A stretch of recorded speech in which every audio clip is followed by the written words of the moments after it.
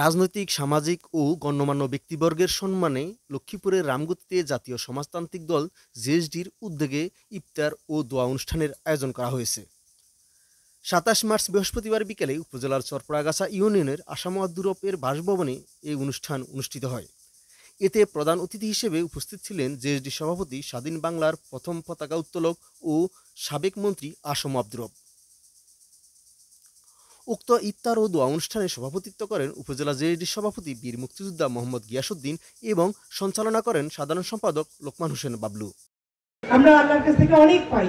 দেখুন, আমরা যখন সকলে আশা ছেড়ে দিয়েছিল যে দেশ থেকে স্বৈরাচারের কোনো মুক্তি হবে না, সেইখানে কিন্তু আমাদের মুক্তি হয়েছে। ছাত্র জনতারা অকাতরে রক্ত ঢেলে দিয়েছে, তারপরে সেখান থেকে আমরা স্বৈরাচারকে মুক্ত করতে পেরেছি।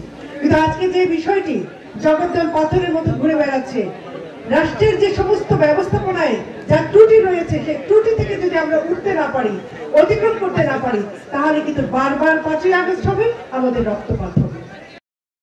অনুষ্ঠানে বিশেষ অতিথি হিসেবে উপস্থিত ছিলেন কেন্দ্রীয় জেএসডির সিনিয়র সহসভাপতি মিসেস তানিয়া রব, সাংগঠনিক সম্পাদক ও কমলনগর উপজেলা সভাপতি অধ্যক্ষ আব্দুল মোতালেব, রামগতি উপজেলার সাবেক চেয়ারম্যান শরাফুদ্দিন আজাদ সোহেল, সাবেক উপজেলা বিএনপির সাধারণ সম্পাদক আবি আবদুল্লাহ, উপজেলা জামাতের আমির মাওলানা আব্দুর রহিম, বড়খের ইউনিয়নের সাবেক চেয়ারম্যান মনির চৌধুরী শামীম, উপজেলা স্বেচ্ছাসেবক পরিষদের আহ্বায়ক আবদুল্লাহ আল নুমান, উপজেলা যুব পরিষদের সভাপতি হান্নান হাওলাদার, জেএসডি ছাত্রলীগের আহ্বায়ক আসিফুল ইসলাম রিয়াজ সহ অঙ্গ সংগঠনের প্রমুখ নেতৃবৃন্দ।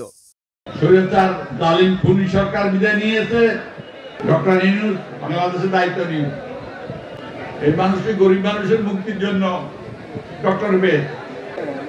অনেকে বলেন নির্বাচন তো দেবে, নির্বাচিত সরকার তো ছিল, কিন্তু যারা মারা গেছে তাদের কি হবে? তারা তো নির্বাচনের জন্য মারা যায় না, তারা মারা গেছে পরিবর্তনের জন্য, তাদের গুণগত কোয়ালিটি চেঞ্জের জন্য। তারা যেন জালিম শাহীন অত্যাচার, নির্যাতন, খুন খারাপি অত্যাচার মানুষের উপর না হয়, ভুল দুর্নীতি না হয়, দেশ টাকা বিদেশে পাঠানো না হয়।